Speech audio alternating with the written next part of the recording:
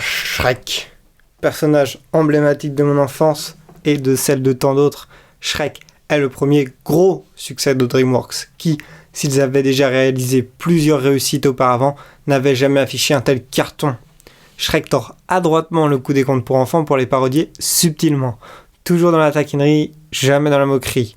Shrek réussit l'exploit de proposer des blagues pour tous les âges, le rendant regardable tant à 7 qu'à 70 ans, et porté par un personnage haut en couleur, même si plutôt dans les tons verdâtres. Shrek, qui est-il réellement ? Et surtout, que pense-t-il ? Nous allons aujourd'hui répondre à la question que vous ne saviez pas que vous vous posiez. Shrek est-il de droite ? Petite précision nécessaire. J'aurais très bien pu dire Shrek est-il de gauche, mais je serais passé à côté d'une allitération. Par où donc commencer ? Nous allons d'abord tracer les grands traits de la personnalité de l'ogre, puis conclure sur sa véritable orientation. Politique. La première chose à noter chez l'ogre est évidemment sa relation avec l'âne. Personnage secondaire le plus emblématique de la série, il est un excellent faire-valoir, mais met aussi en relief bien des aspects de la personnalité de l'ogre. Shrek est seul, il aime être seul. Dès le début, il repousse l'âne, qui lui est juste pénible. On a l'impression qu'il finit par l'avoir à l'usure, mais il n'en est en réalité rien. Pitié, pitié! Je te garde, mais une nuit et tu t'en vas. Shrek va même jusqu'à se préparer un véritable festin pendant que l'âne est dehors, dans le froid. Tel un patron du CAC 40 fuyant le regard du SDF mendiant, Shrek se détourne des problèmes des autres. Shrek n'a littéralement aucune compassion. La scène du pont est encore plus explicite. Devant les peurs de l'âne, Shrek ne se veut ni compréhensif, ni rassurant, et le force à les affronter de face. Il ne connaît que la manière brute, et il faut lui reconnaître qu'elle est efficace. Il se permet même d'être condescendant envers l'âne à la fin de la traversée. T'es pas mouru, l'âne. T'es pas mouru. Plus tard, on voit que Shrek tient plus à son marais qu'à son amitié avec l'âne. Il construit son mur autour de ce dernier, niant le fait qu'une partie en revienne au quadrupède. Notons d'ailleurs que Shrek veut construire un mur, ce qui n'est pas sans rappeler une certaine personnalité politique. Enfin, alors que Shrek s'adresse à l'âne finalement comme à un ami, il lui demande directement des informations. Alors, tu disais que Fiona aimait bien... Parlons ensuite de Shrek et de la plèbe. Il n'a rien à faire de cette dernière, se refuse à l'approcher, et s'amuse même à la terroriser quand l'envie lui prend.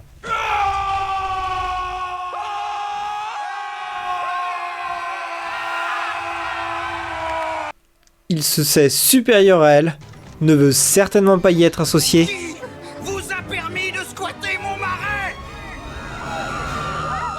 Et le seul moment où il accepte de l'aider, c'est dans un intérêt purement égoïste.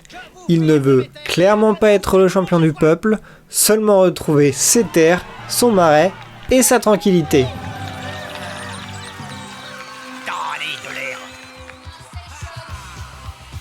En revanche, il aime définitivement jouer la diva et être sous le feu des projecteurs, jeu auquel il se prête sans difficulté. Shrek aime définitivement se faire mousser, ce au détriment des soldats de Farquaad.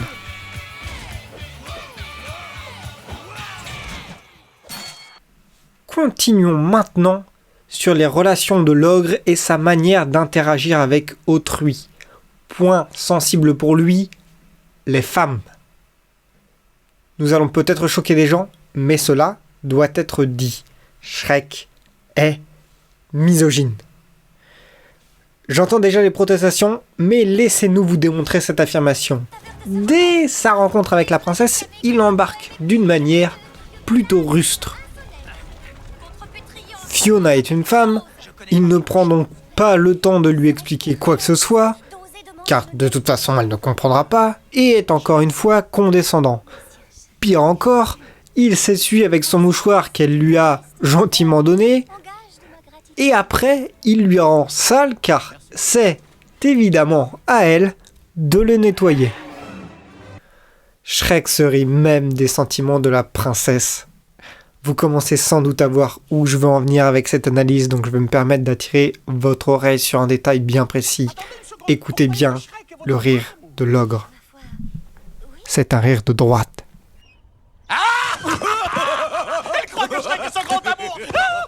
Il n'a de plus aucune aversion pour la maltraitance féminine et n'hésite pas à brutaliser la princesse. Enfin, quand il voit la princesse se défendre d'elle-même, il ne comprend pas et n'accepte pas que la gente féminine soit capable de ce genre de prouesse. Oh là, attendez une seconde, d'où vous connaissez des trucs pareils? Quoi? Tout ça! Bon sang, c'était ahurissant! Parlons maintenant d'un côté un peu plus intime à l'ogre. Shrek est un tsundere. Définition Wikipédia pour les non-initiés à la culture animée. Tsundere est un terme japonais qui désigne une personnalité hautaine, distante, voire parfois violente, qui devient peu à peu tendre et affectueuse par la suite. Difficile donc de faire une meilleure description. Shrek le dit lui-même. C'est un oignon avec des couches, mais certainement pas un gâteau que tout le monde aime. On s'en fiche! Que tout le monde raffole des gâteaux! Nous, les ogres, on n'est pas du gâteau. Dès le début, il ne comprend pas que l'âne puisse l'apprécier. Ça te fout pas un peu la trouille? Non, monsieur. Pas du tout. Du tout. Oh. Je t'aime comme Comme tu tu es. es aussi mal, qu'est-ce que tu viens faire encore chez moi? Plus tard, on voit qu'il n'arrive pas à admettre ses émotions. Il a besoin de montrer son côté alpha. Il préfère s'isoler plutôt que d'extérioriser. L'âne le dit lui-même. T'es en train de te planquer sous tes couches d'oignons, mon grand. Tu sais ce que t'as peur de tes sentiments. Enfin, dernier élément, mais pas des moindres, parlons des valeurs de Shrek. Il est cynique, il ne croit en rien, et il se torche, littéralement, avec des contes de fées. Non mais comme si ça existait des trucs pareils. Non mais tu parles d'un... Notons aussi ce petit trait d'humour qui n'a rien d'anodin. Il utilise le fameux Oh, ça va si on peut plus rigoler. « si cher au réac, se lamentant de ne plus pouvoir sortir leurs pics racistes et sexistes ». Certains éléments sont cependant à noter. Shrek est profondément écolo. Son marais est on ne peut plus éco-responsable. Et là où on pourrait l'attendre traditionnel et cérémonieux, il n'attend aucune formule pour défoncer les portes de l'église J'ai pas le temps, je suis pressé. et choisit, in fine, un mariage à la campagne avec un groupe local à la musique.